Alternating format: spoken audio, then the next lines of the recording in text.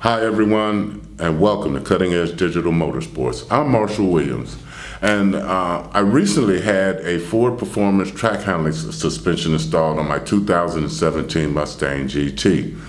Now, I had originally intended on having a JLT cold air intake and a Dyno Tune done also, but after seeing a few online videos, I began to have some concerns.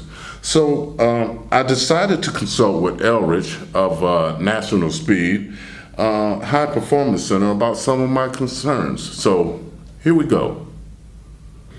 Hi Elrich, and thanks for taking the time to meet me here and speak with me about some of my concerns. Yeah, absolutely. First of all, would you like to tell us what your position here is at National Speed? Sure, yeah. So I am the performance consultant. I'm kind of the guy that takes your list of concerns, your goals, what you have planned for the car, and help you find solutions, give you options, whether that be through parts, services that we provide. It might be tuning, fabrication, or just labor as far as bolting stuff on. Great. Well, sounds like I'm talking to the right person.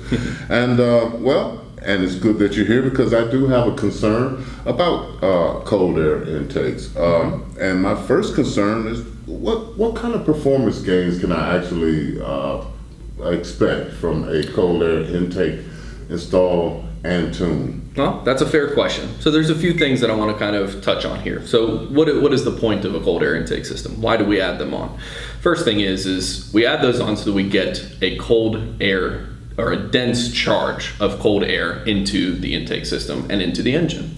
More air in the combustion process allows us to put more fuel in and thus more power. So more air, more power. However, something to note with cold air intake systems is not all are not designed equally. So you might have a cold air intake system that doesn't have a box or seals it to the hood and keeps warm air or engine air temperatures away from that intake itself.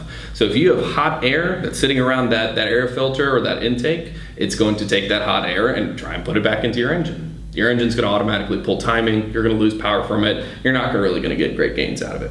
Something else to keep in mind with cold air intakes is if it's improperly designed, there's a chance you can even pull water in there. If you have a big puddle that you drive over and it splashes up, if you put water into that engine, it's a good chance you end up having a failure.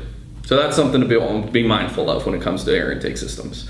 Something else that we also touch on for cars with a mass airflow system, that sensor that sits in between the throttle body and the air filter itself that measures the amount of flow through that air through a hot coil. That mass airflow system is really sensitive to dust and oil and everything else. So it's important for those cars with mass airflow systems to have a dry media filter system instead of an oiled system. Now, as far as gains that might be picked up, depends on each vehicle. It is motor specific. So typically on something like an S550 Mustang, a JLT intake, we have seen upwards of 30 horsepower with a tune. And that is really just dependent on climate, of course. You can get altitude differences, temperature differences, but our main focus there is just to take a colder charge of air, shove it into the engine, give it a short tract, and allow that tuner then to add more timing and smooth out your tune for you. Great. Well, the real life versus the dyno readings. With that intake, the JLT intake, do I necessarily need a tune? Absolutely. And yeah. What type would be the best? Okay. Or what type options do I have? Fair question. So real life advantages, things that you're going to notice in the car. First thing that you're going to notice with a cold air intake system on a car that's had the stock air box on there is noise. It is going to have a bit more of a noise when you're stepping on the throttle because it's larger now. There's no more sound deadening or padding or a big box to keep that noise away. So you'll probably hear that. Something else is, as far as the dyno readings, you'll probably end up seeing a little bit more power on the dyno. Typically with a cold air intake and a tune, you're going to see an extra 20 to 30 horsepower on the Mustangs. That's at least what we've seen in the past. On paper, we expect a decent increase there. As far as your options with the tune, there are a few different things. Now, the industry has changed a lot recently. There are really three different options for anybody with a modern vehicle. You can either go with a canned tune. You get these canned tunes, which are a generic mapping that's supposed to be reliable for your modifications, etc., via some sort of handheld flasher. It might be an SCT flasher, it might be through HB tuners, sometimes even Diablo or other companies. Now, I can't speak for sure on Diablo or some of the other companies, but we typically use SCT or we'll use HB tuners. HB tuners has a little bit more functionality for us when we're talking about dyno tunes. Now, in those canned tunes, those, like I mentioned, they are a little bit more generic, so sometimes you're not going to see the best drivability. It is a very generic, rich map just to get you taken care of and get you down the road. Sometimes in those canned tunes, though, you might end up be running lean and you have no idea. The way we test that is we take your car, if you've thrown a canned tune on it, we put it on the dyno, do some dyno pulls with a O2 sniffer coming out of the tailpipe, and throughout the whole rev range. Now, we can provide you the horsepower and torque throughout the whole rev range as well, but through that rev range, we're going to show you what the air to fuel ratio mixture looks like. So if you're running if you're running lean, or if you're running rich, we can show you where you need to make adjustments in the mapping to bring you back where you need to be. So those canned tunes, they might be a little unreliable. Sometimes they're okay, but most of the time it's just enough just to get it over to the dyno tuner. The other thing that's available these days is e-tunes. Some of these tuners or performance calibrators, they could be states away and work with you via email using a handheld flasher of some sort to provide you with a map. The way that you do that is you plug into the car, you will do a data log pull for them. Typically they ask you to go into third gear, get onto the highway or on the street somewhere. Might not be safe, but that's up to you. You put it in third gear and you go wide open throttle. You start from about 2,000 RPM and run it up to red line. That way, that tuner gets a data log profile of a few different sensors, and he can make adjustments based on how your car responded during that data log pull. Now it's on to you. So you've taken 15, 20 minutes to go out onto the street, do the data log, pull your SCT tuner or whatever it is that you're using and into the house, plug it into your computer, email that data log file to him or her, and get them to adjust over the next day or so. They send it back to you, you flash a new map, and you do it all over again. And sometimes that process can repeat, 5, 10, 15 times sometimes, just to get it dialed in correctly. So that's beneficial from a cost perspective, because typically they charge a little bit less. The reason is they've already got most of the data that they need from other people that have done the exact same thing. So they have seen those cars come in, and they can just put all that information together and tweak yours just a little bit to get you down the road. So sometimes it's a little bit more cost effective. But from a time perspective, it might take you a couple of weeks sometimes to get it all done. Sometimes they get it done in 1 or 2. It's really up to the tuner and what your car feels like. Now, when we switch over to a dyno tune, a custom dyno tune, it's usually done in about 3 days. We like to have a car here overnight. Reason being is we can get it done in about 2 or 3 hours, do all the adjustments that we want to do. Not only tune for wide open throttle, but also tune for drivability. So it's not just getting that idle to work correctly or that rev hang to not be too excessive or anything like that. No wavering idle or anything. Okay. What we focus on is getting that whole thing drivable throughout every gear, every rev range, if you have boost, adjusting for that, and getting the most horsepower and torque that we can out of it, but safely.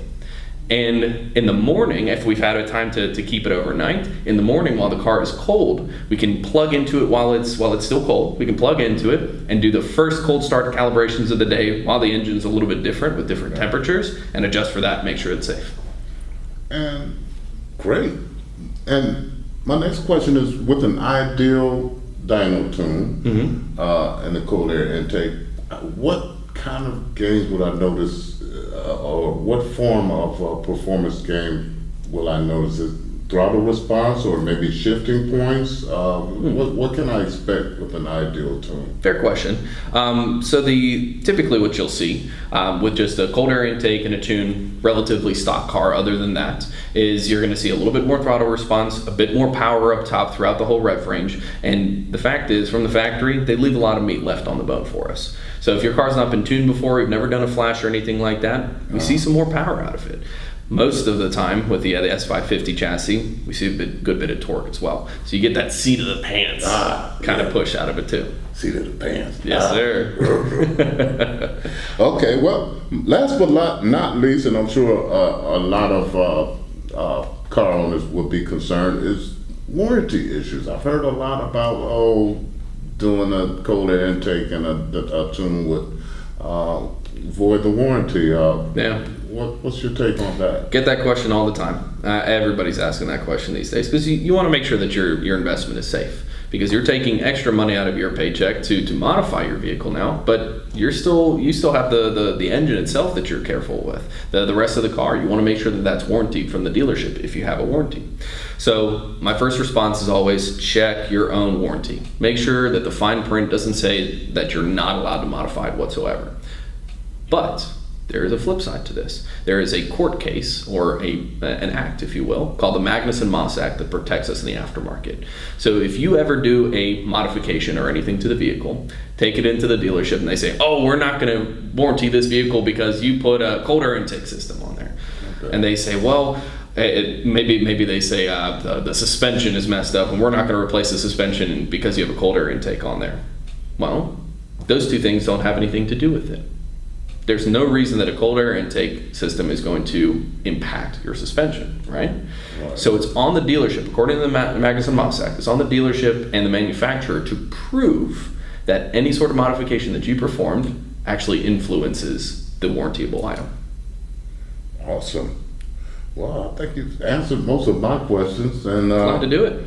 Pretty satisfied. I'm convinced. I'm ready. As soon as my money gets right. Glad to hear it, man. Thanks for taking the time, Elrich, to talk to me about some of my concerns. And if you have any concerns, remember, you can check out this guy here, Elrich, at National Speed. They've recently opened here in Richmond, Virginia. And like I said earlier, I had some work done. I had my Ford track handling suspension installed here, and I'm very happy with it. And they're a knowledgeable bunch of guys. So, thank you, Elrich. Thanks again, Marshall. Appreciate you coming in, man. I'll be back. Sounds good. And thank you for tuning in to Cutting Edge Digital Motorsports. See you guys.